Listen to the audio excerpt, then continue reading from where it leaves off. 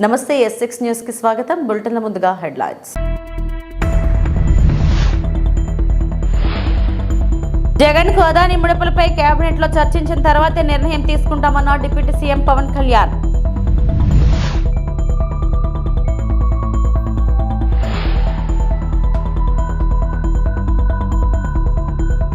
AP పోలీసుల గాలింపు video విడుదల చేసిన రామ్ గోపాల్ వర్మ.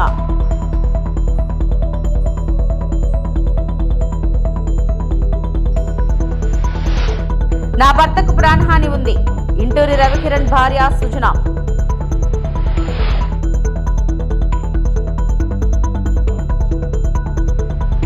జగన్ కు అదాని ముడుపుల అంశంపై కేబినెట్ లో చర్చించి నిర్ణయం తీసుకుంటామని AP deputy CM Pawan Kalyan తెలిపారు. గత ప్రభుత్వంలో చాలా అవకతవకలు జరిగాయని, అన్ని అంశాలను పూర్తిగా పరిశీలించాక ఈ నిర్ణయం ఉంటుందని చెప్పారు. ఢిల్లీ పర్యటనలో ఉన్న పవన్ కేంద్ర మంత్రి భూపేంద్ర యాదవ్తో సమావేశమయ్యారు. అనంతరం మీడియాతో మాట్లాడారు.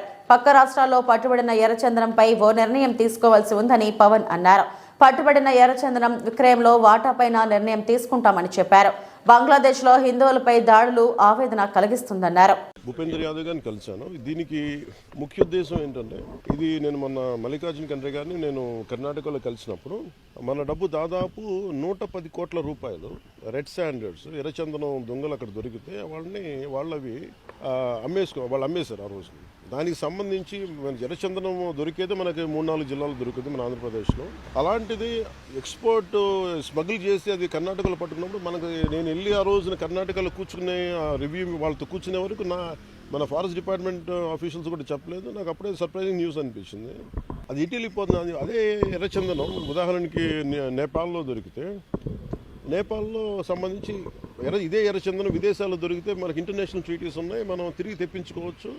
మనం ఖర్చు పెట్టుకుంటే ఎర్రచందనం దొరికిన ఎర్రచందనాన్ని ఆ రెస్పెక్టెడ్ ఎక్కడైతే సోర్స్ కంట్రీ ఏది ఉందో వాటికి పంపించేయచ్చు అనేది నిబంధనలు. దాని ప్రకారం నేను అటవీ శాఖ మంత్రి బాధ్యతగా తీసుకున్న తర్వాత నేపాల్లో ఉండిపోయింది, మనం చేసాం. అది ప్రాసెస్లో ఉంది, కొన్ని ఇష్యూస్ ఉన్నాయి, అవి సార్ట్అవుట్ చేస్తాం. అలాంటిది మన పక్క రాష్ట్రాల్లో దొరికినప్పుడు నేను అడిగింది ఏంటంటే, అలాంటి ట్రీటీస్ లేవా మనకి అన్నాను. లేదు, మీరు ప్రయత్నం చేస్తున్నాం అంటే. అంతకుముందు 23లో ఒక నోడల్ ఏజెన్సీ పెట్టాలని ఒక ప్రయత్నం ఉంది. అప్పుడు గవర్నమెంట్ దాన్ని ముందుకు తీసుకెళ్ళలేదు. సో నేను తిరిగి దాన్ని రివైవ్ చేసి భూపేంద్ర యాదవ్ గారి దృష్టికి తీసుకొస్తే ఆయన ఈ రోజున అపాయింట్మెంట్ ఇచ్చారు. మేము అడిగింది ఏంటంటే, ఒక నోడల్ ఏజెన్సీ ఉంది, దానికి ఎక్కడైతే ఎర్రచందనం దొరుకుద్దో ఏ రాజ్యాలు, ఆంధ్రప్రదేశ్ సోర్స్ అది ఎర్రచందనం, ఇక్కడ దొరికిన ఎర్రచందనం, లేదంటే ఉదాహరణకి కర్ణాటకలో మనకి శ్రీగంధం చెట్లు దొరికినా కానీ ఎక్కడైతే ఆ పక్క రాష్ట్రాల్లో పట్టుబడతాయో ఆ పట్టుబడిన చోట తిరిగి వాళ్ళకి చేరవేసేలాగా, లేదంటే అమ్మేస్తే వచ్చిన రెవెన్యూని ఒక 60-40 నిష్పత్తులు అంటే సోర్స్ ఉదాహరణకి ఎర్రచంద్రం మంద అయితే మనకి 60% వచ్చేలాగా, ఆ పట్టుబడ్డ రాష్ట్రంలో 40% వచ్చేలాగా అలాంటిది నిబంధన చేయమని రిక్వెస్ట్ చేస్తాను. సార్, ఈ అదానీ కంపెనీతో చేసుకున్న రాష్ట్ర ప్రభుత్వం గత ప్రభుత్వం చేసుకున్నటువంటి విద్యుత్ ఒప్పందాలపైన రాష్ట్ర ప్రభుత్వం ఏ వైఖరి తీసుకోబోతుంది, వాటిని రద్దు చేయబోతున్నట్లుగా కేంద్రాన్ని దర్యాప్తు జరిపించాలని కోరబోతున్నట్లుగా వార్తలు వస్తున్నాయి. ఇది ఒక్కసారి మేము కేబినెట్ మీటింగ్లో కూర్చొని గౌరవ ముఖ్యమంత్రి శ్రీ చంద్రబాబు నాయుడు గారు ఆధ్వర్యంలో దీన్ని ఎలా ముందుకు తీసుకెళ్ళాలి. ఎందుకంటే మేము 7 పేపర్స్ చేసినప్పుడు జనరల్గా ఒక ప్రెస్ మీట్లో చెప్పలేదు. దానికి చాలా ఎక్సర్సైజ్ చేసాం, చాలా లోతుగా అధ్యయనం జరిపిన తర్వాత కానీ మాట్లాడలేదు. ఇది కూడా సెన్సిటివ్ ఇష్యూ. ఎందుకంటే నాకు అనిపిస్తుంది ఏంటంటే, వ్యక్తిగతంగా ఇది ఒకటి ఖచ్చితంగా గత ప్రభుత్వం చాలా అవకతవకలు జరిగినాయి, అది దాంట్లో భాగమా లేదా అనేది చూడాలి. 2 దీన్ని ఇంటర్నేషనల్ కాన్స్పిరసీతో ఒక యాంగిల్ ఉందా, సో మల్టిపుల్ యాంగిల్లో చూసి అందుకని దీన్ని కొంచెం కాషస్గా ఉండాలి. దీనికి చాలా మరింత లోతుగా అధ్యయనం చేసిన తర్వాత, అంటే మనదైన అధ్యయనం చేసిన తర్వాత, విచారణ జరిపిన తర్వాత దీని మీద మాట్లాడాల్సిన అవసరం ఉంది. నేను మనందరం ఖండించాలి కదండి. ఎక్కడో పాలస్తీనాలో గొడవ జరిగితే మొత్తం హైదరాబాద్ ఓల్డ్ సిటీ నుంచి ప్రతి చోట అందరూ లేచి మాట్లాడతారు. అలాంటిది నేబరింగ్ కంట్రీ బంగ్లాదేశ్లో హిందువుల మీద ఊచకోత జరుగుతూ ఉంటే, దాడులు జరుగుతూ ఉంటే బేసిక్గా భారతదేశం సమాజంలో స్పందించదు. అది నాకు చాలా ఆవేదన కలిగిస్తుంది. ఇండియన్ ఆర్మీ అంటే ప్రతి దేశంలో ప్రతి రాష్ట్రంలోని సైనికుడు ఉంటారు. అక్కడ వాళ్ళ రక్తాలు దారబోస్తే తప్ప, వాళ్ళ ప్రాణాలు కోల్పోతే తప్ప ఈ రోజున బంగ్లాదేశ్ విమోచన జరగలేదు. ఇది ఎక్కడో చోట అందరం కలిసికట్టుగా మాట్లాడాలి. ఈ భయాలన్నీ వదిలేసి, ఎక్కడ పాలస్తీనాలో జరిగినప్పుడు ఒక ఎకో సిస్టమ్ అందరూ బలంగా వచ్చి నిలబడ్డప్పుడు మీరు బంగ్లాదేశ్లో హిందువులను ఊచకోత జరుగుతుంటే ఎవరు ఎందుకు మాట్లాడరు? అందుకని అది నేను మాట్లాడడం స్టార్ట్ చేశాను. I think it is our fundamental, ఇది మన ప్రాథమిక బాధ్యత. పశ్చిమ గోదావరి జిల్లా తణుకు శాసనసభ్యులు ఆర్మిల్లి రాధాకృష్ణ క్యాంప్ కార్యాలయంలో మీడియా సమావేశం నిర్వహించారు. ఈ సందర్భంగా ఆర్మిల్లి రాధాకృష్ణ మాట్లాడుతూ గత వైఎస్ఆర్సీపీ ప్రభుత్వం ఎస్సీ పథకాలను రద్దు చేసి ఎస్సీ ఎస్టీ సప్లాన్ నిధులు అన్ని కూడా పక్కతో పట్టించి ఆ వర్గానికి ఎంత అన్యాయం చేశారో మనందరికీ తెలిసిన విషయమే అన్నారు. ఈ రోజు మా కూటమి ప్రభుత్వంలో ఎస్సీలకు సంబంధించి బడ్జెట్ కేటాయించి పంచడం జరిగిందని అన్నారు. అలాగే బీసీలకు కూడా బడ్జెట్ కేటాయించి వారికి కూడా పంచడం జరిగిందన్నారు. ముఖ్యంగా ఈ రోజు విద్యకు పెద్దపీట వేస్తూ దాదాపు 30,000 కోట్ల రూపాయలు విద్యుత్కు బడ్జెట్లో కేటాయింపు జరిగిందని అన్నారు. దేశ చరిత్రలో ఏ ముఖ్యమంత్రి రానటువంటి ఎఫ్బిఐ జగన్మోహన్ రెడ్డి చేసిన అవినీతిని ఈ రోజు వెలికితీసి ఏ విధంగా అవినీతి చేశాడో అనడం ఒక నిదర్శనమని అన్నారు. దాదాపు 1750 కోట్ల రూపాయలు అవినీతి జరిగిందని ఎఫ్బిఐ రిపోర్ట్లో క్లియర్గా ఇవ్వడం జరిగిందని అన్నారు. ఆ రోజు విద్యుత్ ఒప్పందాలలో, సోలార్ విద్యుత్ ఒప్పందాలలో అదాని గ్రూప్తో వీరంతా సాగించిందల్లా ఈ రోజు ఎఫ్బిఐ కళ్లకు కట్టినట్టు చెప్తుందని అన్నారు. ఈ రోజు కేటాయింపులు అన్ని వర్గాలకి ఏ విధంగా జరిగిందనేది మనందరం కూడా పరిశీలన చేయాల్సినటువంటి అవసరం. ఆ రోజు ఎస్సీ పథకాలను రద్దు చేసి ఎస్సీకి సంబంధించిన ఎస్సీ ఎస్టీ సప్లాన్ నిధులన్నింటినీ కూడా డైవర్ట్ చేసి ఆ వర్గానికి ఏ విధంగా అన్యాయం చేశాడో మనందరం చూసాం. ఈరోజు ఎస్సీలకు సంబంధించి ప్రత్యేకంగా బడ్జెట్లో కేటాయింపులు పెంచడం జరిగింది. అదేవిధంగా బీసీలకి ప్రత్యేకంగా కేటాయింపులు పెంచడం జరిగింది. ముఖ్యంగా ఈరోజు విద్యకి పెద్దపీట వేస్తూ దాదాపు 30,000 కోట్ల రూపాయలు బడ్జెట్లో కేటాయింపులు చేయడం జరిగింది. అలాగే పంచాయతీరాజ్ కానీ, జలవనరులు కానీ, ఈ విధంగా ఇరిగేషన్కి సంబంధించి కానీ, పోలవరం నిర్మాణానికి కానీ ఈరోజు బడ్జెట్లో కేటాయింపులు చేసి స్పష్టంగా ఏ విధంగా ఈ ప్రభుత్వం ముందుకెళ్తుంది అనేది తెలియజేయడం జరిగింది. ఈరోజు బడ్జెట్ సమావేశాల్లో కూడా దాదాపు 21 బిల్లుల్ని ఆమోదించడం జరిగింది. ముఖ్యంగా అనేక బిల్లులు ఈ రాష్ట్ర ప్రజలని వారిని అన్ని విధాలుగా అండగా నిలబడే విధంగా గత ప్రభుత్వంలో చేసినటువంటి దుర్మార్గమైనటువంటి పనులన్నింటినీ కూడా అరికట్టే విధంగా కూడా చేయడం జరిగింది. ఈరోజు వైఎస్ఆర్ కాంగ్రెస్ పార్టీ ప్రభుత్వంలో ఏ విధంగా ల్యాండ్ గ్రాబింగ్లు జరిగినాయో చూసాం.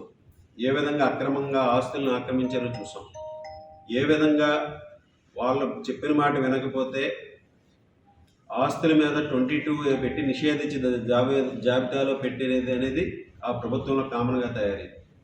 అటువంటి వాటి నుంచి రక్షణ కలిగించే విధంగా ఈరోజు ముఖ్యంగా ల్యాండ్ గ్రాబ్ యాక్ట్ని కూడా తీసుకురావడం జరిగింది.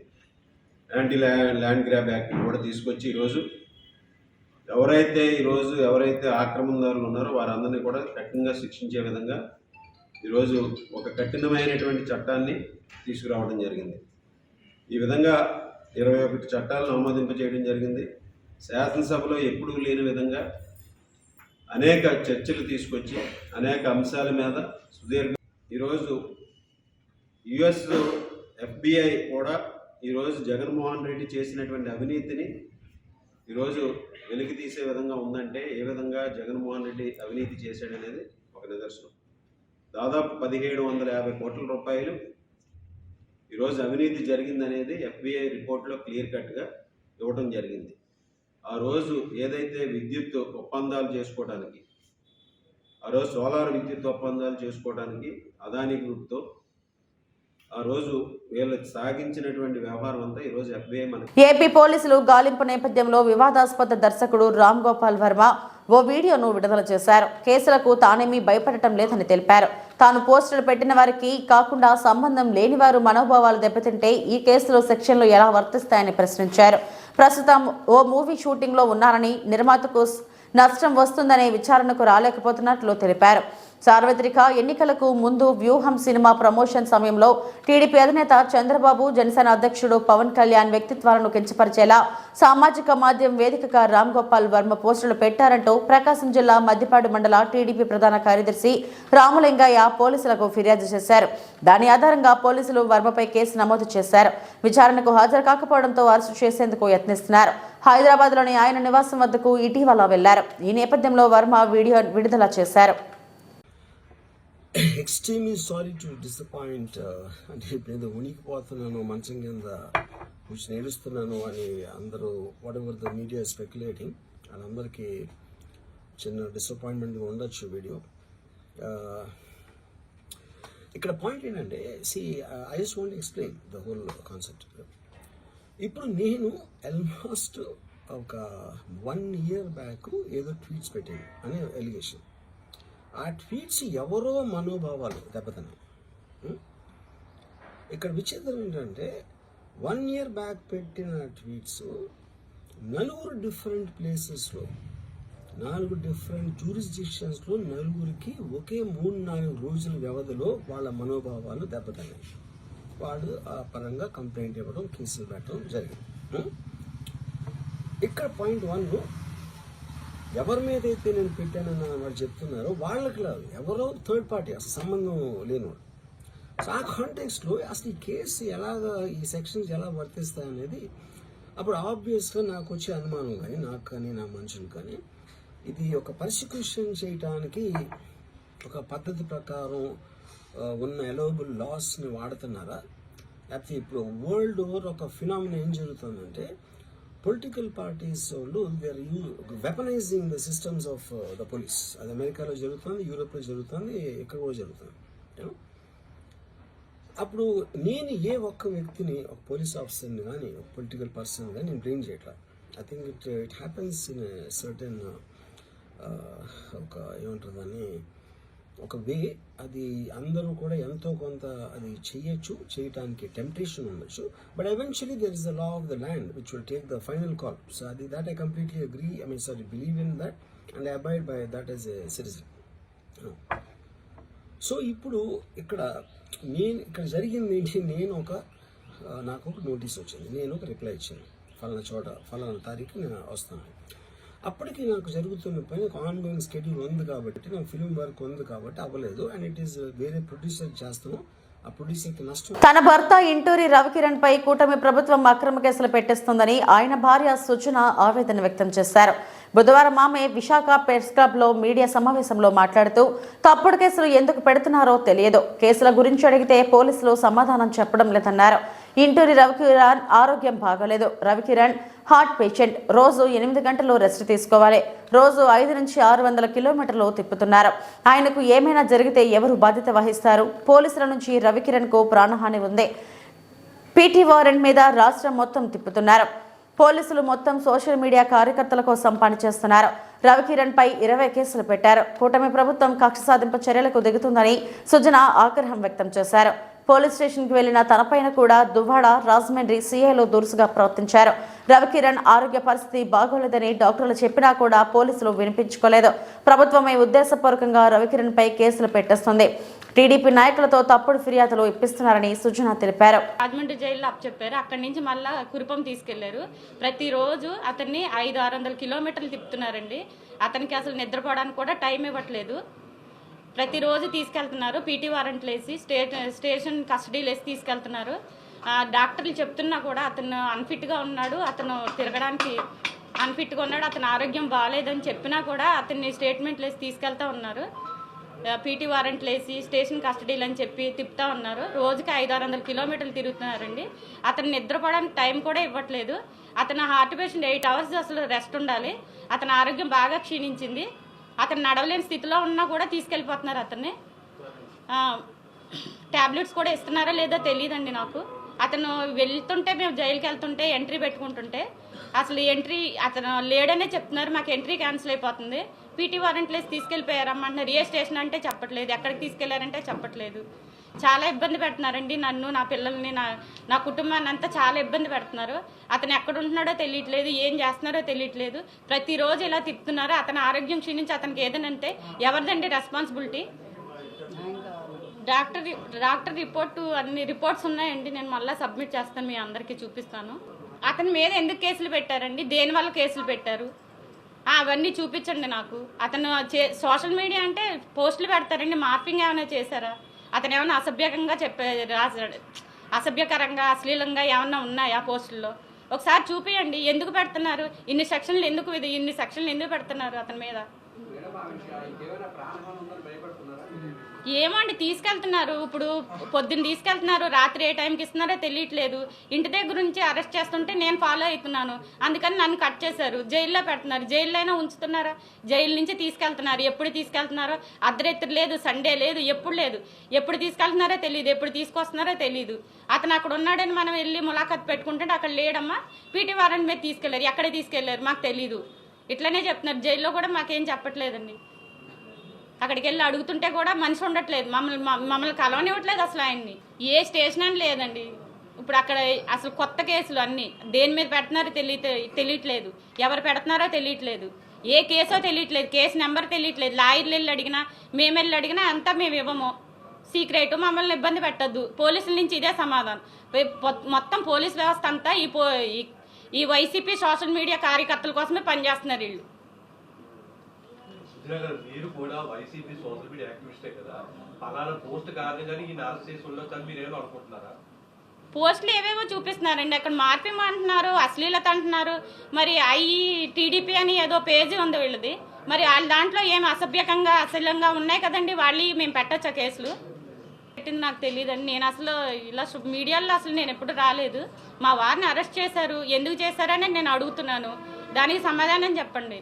అసలు ఇప్పుడు ఎన్ని స్టేషన్లు అని కదండి, ఆయన మీద 20 కేసులు ఉన్నాయి. రోజుకొక స్టేషన్ అని తిప్పుతున్నారు, రోజుకొక కేసు అని చెప్తున్నారు, పీటీ వారెంట్లు వేస్తున్నారు, స్టేషన్ కస్టడీలు అంటున్నారు. అతన్ని ఒక్క చోట ఉండనివ్వట్లేదు. కర్నూలులో హైకోర్టు బెంచ్ ఏర్పాటుపై రాయలసీమ ప్రాంతంలోని అన్ని వర్గాల్లో హర్షం వ్యక్తమవుతుంది.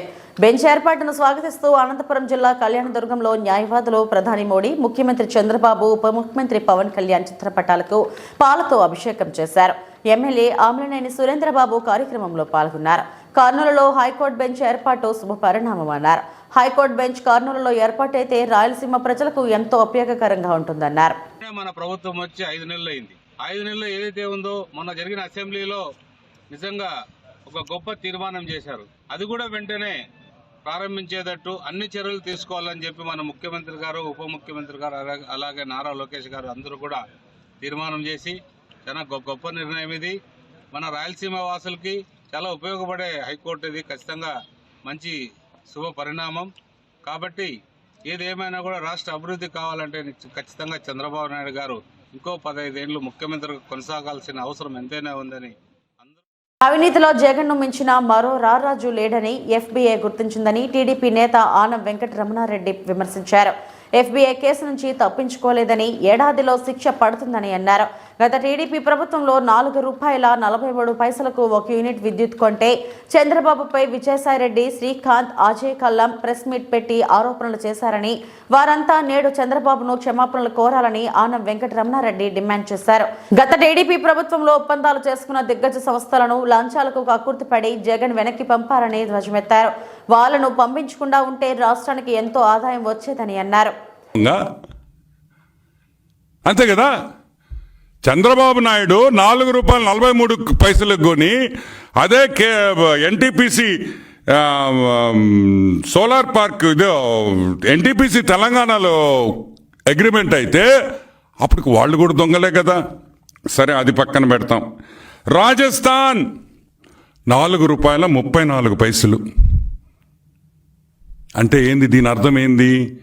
ఈ స్టేట్స్లో కాదు, ఒక ఆంధ్రానే కాదు, ఆ రోజు భారతదేశంలో ఉండిన రేట్, అది భారతదేశంలో ఉండిన రేటు ఆ రోజు ₹4.43 నుంచి ₹4.67 వరకు వేరియేషన్ ఉండింది.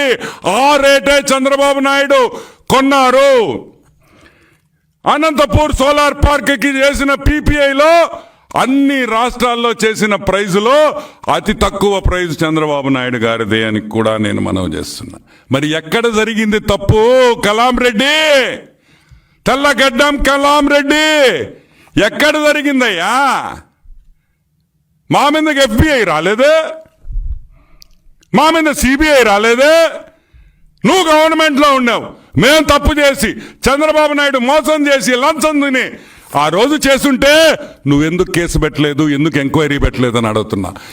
ఆ రోజు అబ్దుల్ కలాం రెడ్డి ఐఏఎస్ ఆఫీసర్ కదా, ఏం రెడ్డి నువ్వు ఎందుకు కేసు పెట్టలేదు చంద్రబాబు నాయుడు మీద? ఎందుకు పెట్టలేదు? నువ్వు చెప్పావు కదా, ప్రెస్ మీట్లో చెప్పావు అవకతవకలు జరిగినాయా. ఎందుకు పెట్టలా? అది పెట్టేదానికి ఘోష ఒకటి ఉంటే కదా పెట్టేదానికి. ఏం పెడతారా? మాది ఓపెన్ బుక్, మేమేం దాచుకోవాల్సిన అవసరంలా. మా ప్రతి జీవో వెబ్సైట్ మీద ఉంటుంది, ఎవరు కావాలన్నా చూడొచ్చు. మీలాగా దొంగ జీవోలు రాలేము, దొంగ మీటింగ్లు. ఈరోజు చంద్రబాబు నాయుడు గారు ఎవరినైనా కలిస్తే ఓపెన్, చీఫ్ సెక్రటరీ ఉంటాడు, కన్సర్న్ మినిస్టర్ ఉంటాడు, పేషీలు కాఫీలు ఇచ్చేవాళ్ళు ఉంటారు, టీలు ఇచ్చేవాళ్ళు ఉంటారు, బిస్కెట్లు ఇచ్చేవాళ్ళు ఉంటారు. కానీ నువ్వు కలిస్తే నువ్వు నీ భార్య తప్పితే ఎవరుండరు. అదేందా? అల్లూరు జిల్లా రంపచోడవరం డివిజన్ దేవీపట్నం మండలంలో ప్రసిద్ధి పుణ్యక్షేత్రం మాతృశ్రీ గండి పోచమ్మ తల్లి ఆలయం పాపికొండల పర్యాటకం బోటింగ్ పాయింట్ వద్ద మైత్రి మూవీస్ ఆధ్వర్యంలో హీరో నితిన్తో చిత్రీకరిస్తున్న రాబిన్ హుడ్ మూవీ షూటింగ్ పర్యాటకులని సందడి చేస్తుంది. Director Venky Kudumula Robin Hood సినిమాకి దర్శకత్వం వహిస్తున్నారు. ఈ మూవీ షూటింగ్ చివరి స్థాయిలో ఉందని, యాక్షన్ సీన్ తీయడం కోసం గండి పోచమ్మ తల్లి ఆలయం వద్ద షూటింగ్ చిత్రీకరిస్తున్నామన్నారు. డిసెంబర్ 25వ తేదీన మూవీ రిలీజ్ డేట్ ఫిక్స్ చేశామని చీఫ్ అసోసియేటివ్ డైరెక్టర్ నవీన్ వెల్లడించారు. తీసుకొస్తే కనుక ఫ్రంట్ కోసి అందచేయండి డిపార్ట్మెంట్ ఉన్నారు ఇక్కడ. ఎవరిదైనా సరే ప్లేట్ కార్డ్స్ కానీ ఆల్కహాల్ ఉంటే కనుక మాకు ఇక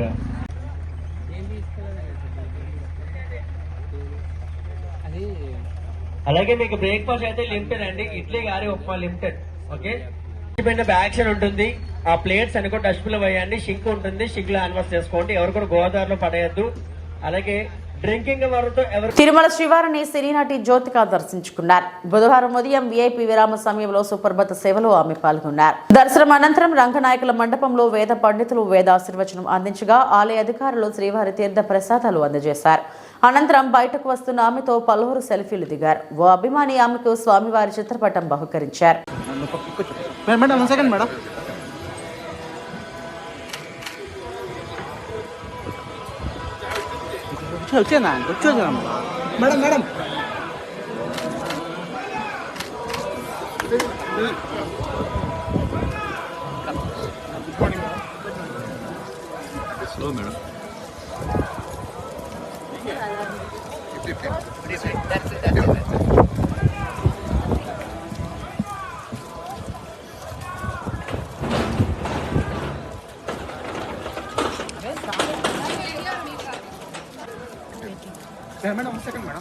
టెంపుల్ ఫోటో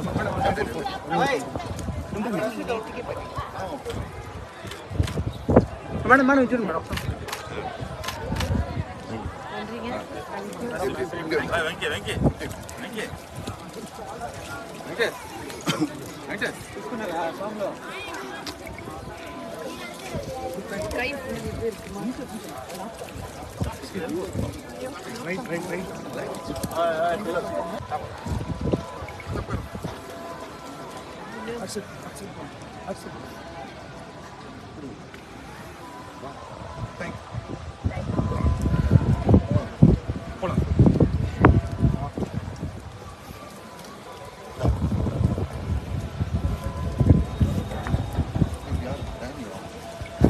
ఇవి ఇప్పటివరకు నా బులెటిన్ అప్డేట్స్. మరిన్ని వార్తా విశేషాల కోసం చూస్తూనే ఉండండి. నమస్తే.